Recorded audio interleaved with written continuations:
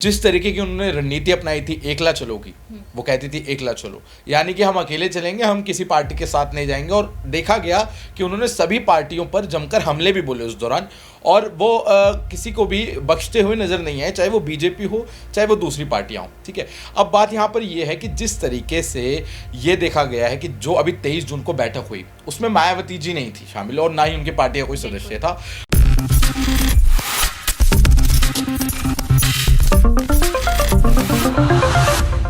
नमस्कार, मैं प्रांशी राठौर और आप देख रहे हैं नेक्स्ट 9 न्यूज। स्वागत है आपका हमारे स्पेशल प्रोग्राम आमने सामने में। और आज हमारे साथ मौजूद है हमारे सहयोगी तुषार, जिनसे हम चर्चा करेंगे मिशन 2024 को लेकर। जी हाँ, 2024 में लोकसभा चुनाव होने जा रहे हैं और इन लोकसभा चुनाव को ध्यान में रखते हुए 20 विपक्षी दल एक साथ आ चुके हैं। एकजुट होकर चुनाव लड़ने का ऐलान किया जा चुका है। मालूम हो कि 23 जून के दिन बिहार के पटना में 20 विपक्षी दलों की एक अहम बैठक हुई और इस बैठक में राहुल गांधी से लेकर लालू प्रसाद यादव, ममता बनर्जी, अरविंद केजरीवाल, शरद पवार, उद्धव ठाकरे ने डंके की चोट पर अपनी बात रखी थी। लेकिन दूसरी ही तरफ अब देखा जाए तो नजरें टिकी हुई हैं यूपी की सियासत पर।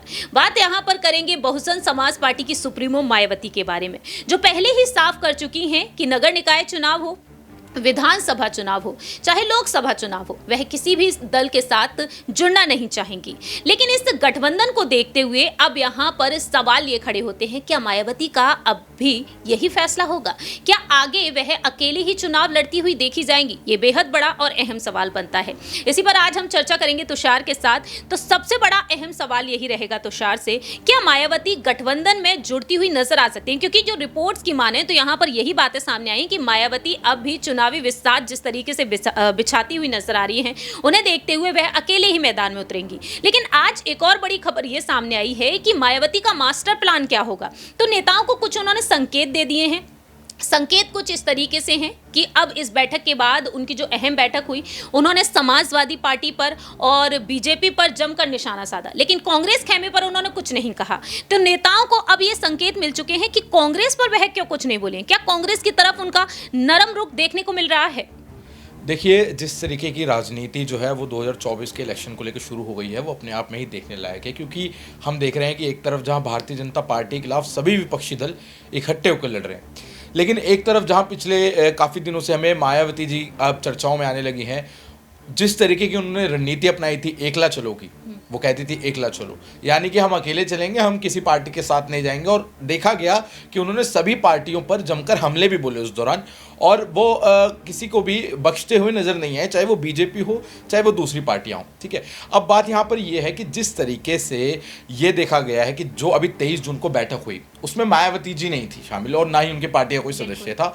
ऐसा कहा जा रहा है कि उनको बुलाया भी नहीं गया। उनकी एक छवि ऐसी बना दी गई है विपक्ष ने भी कि उन्हें बीजेपी की एक दूसरी पार्टी के रूप में देखा जाता है। पार्टी बीजेपी बी करके एक उनको टर्म दी गई है, तो वो उसी को मिटाने के लिए बीजेपी पर भी हमला कर रही है।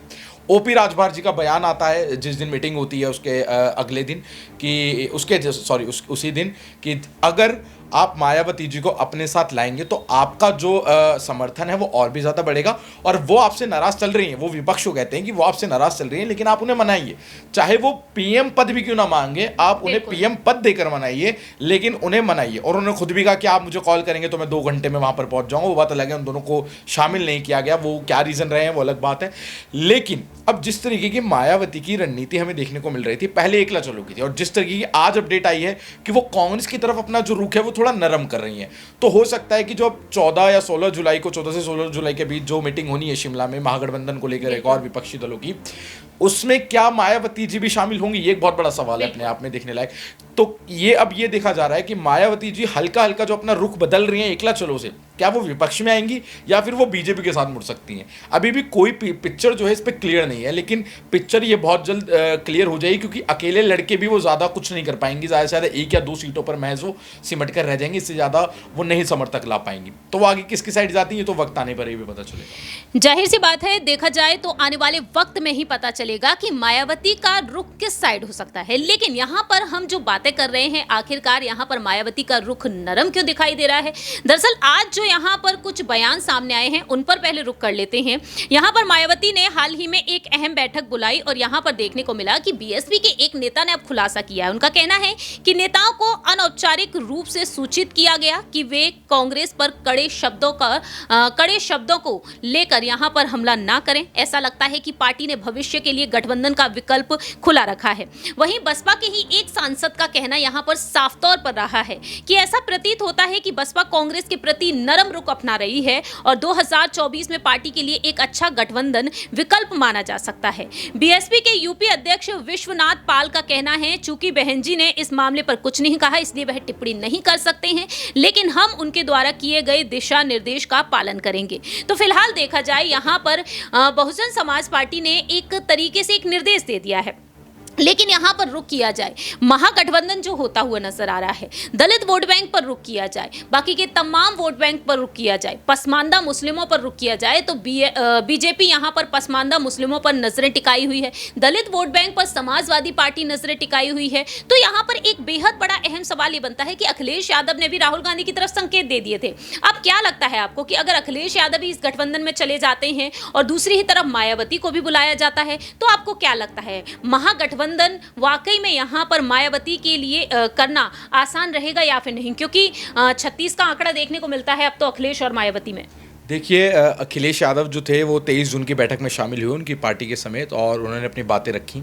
और मैं आपको ये बताना चाहूँगा कि जितने भी नेता जो अभी विपक्षी दल के जो 23 जून को मिले, उनमें से बहुत से नेता ऐसे हैं जिनका 36 का आंकड़ा देखने को हमें मिलता है। जैसे कांग्रेस और आम आदमी पार्टी की आप बात कर लीजिए, और बंगाल में आप बात कर लीजिए ममता बनर्जी और कांग्रेस को लेकर पंचायत चुनाव में जो इस समय बहुत ज़्यादा वो चल रहा है। तो आप ये देखिए कि इस समय जो वैचारिक मतभेद है वो तो है ही, लेकिन जब वो महागठबंधन के लिए एक राउंड टेबल पर बैठ रहे हैं, आपस में बातें कर रहे हैं, तो उनका बार बार यही कहना है कि हमारी जो समझ है या हम वैचारिक तौर पर एक दूसरे से थोड़े बहुत अलग हो सकते हैं, लेकिन हमें अभी के टाइम पे एक विचारधारा के साथ आना होगा सामने और आगे भारतीय जनता पार्टी के खिलाफ लड़ना होगा। और वो हमेशा से यही कह रहे। अब देखिए उसका नाम सामने आ रहा है, वो गठबंधन का नाम क्या रख सकते हैं, पीडीए करके नाम आ रहा है, पब्लिक डेमोक्रेटिक अलायंस करके नाम आ रहा है। जिस तरीके एनडीए देखी जाती है भारतीय जनता पार्टी की, वैसे भी इसको पीडीए की टर्म दी जा रही है। अभी तक इसमें मोहर नहीं लगी है, लेकिन ऐसा बोला जा रहा है। लेकिन अब बात रही मायावती और अखिलेश की, तो देखिए जब अगर दोनों को अपने अपने लिए कुछ समर्थक चाहिए, दोनों का मोटिव अगर एक है, तो ऑब्वियस सी बात है कि उनको सामने आना ही पड़ेगा।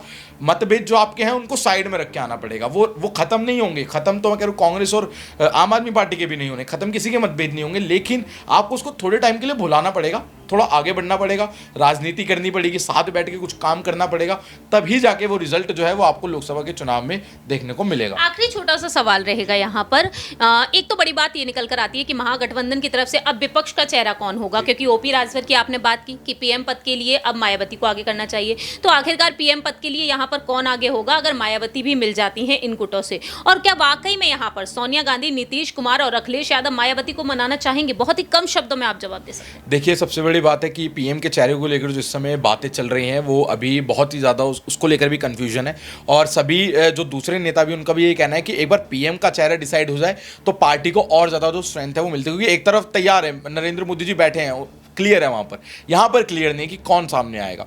तो ये क्लियर होना बहुत ज़रूरी है, और ये जल्द से जल्द मेरे को लगता है कि क्लियर अभी नेक्स्ट मीटिंग में तो नहीं होगा, ऑब्वियसली बात है, थोड़ा और टाइम लगेगा, लेकिन क्लियर होता दिखेगा। बट जहाँ तक मुझे लगता है कोई तजुर्बेदार नेता ही होगा, कोई बड़ी उम्र दराज का ही नेता होगा जिसको पीएम पद का चेहरा नियुक्त किया जाएगा। मुझे नहीं लगता राहुल गांधी या प्रियंका गांधी या अरविंद केजरीवाल इनमें से किसी को बनाया जाएगा, नहीं हो सकता।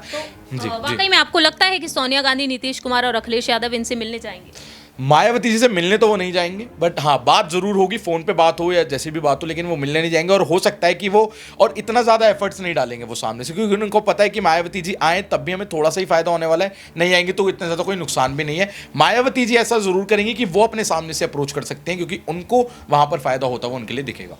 बहुत बहुत शुक्रिया। और जैसा कि यहाँ पर तुषार ने अपनी बातें रखी हैं, अब देखना दिलचस्प होगा क्या वाकई में जो सवाल हर किसी के मन में उठ रहे हैं, तो क्या यहाँ पर अब इनका जवाब जवाब जल्द से जल्द मिल जाएगा या फिर मायावती यूं ही अकेले चलती हुई नजर आएंगी लोकसभा चुनाव के लिए, क्योंकि चुनाव नजदीक आने पर कहीं ना कहीं मायावती अपना रुख बदल सकती हैं। देखते हैं कि 2024 की शुरुआत में क्या मायावती कोई अहम ऐलान करेंगी या फिर नहीं। लेकिन आपकी क्या कुछ राय प्रतिक्रिया है? क्या कांग्रेस और बीएसपी का गठबंधन होना चाहिए या फिर नहीं? या आप कमेंट सेक्शन में अपनी राय रख सकते हैं, क्योंकि भारत जोड़ो यात्रा के जरिए भी राहुल गांधी ने कोशिश की थी कि कैसे भी करके यूपी में महागठबंधन हो जाए कांग्रेस के साथ बीएसपी का या फिर एसपी का।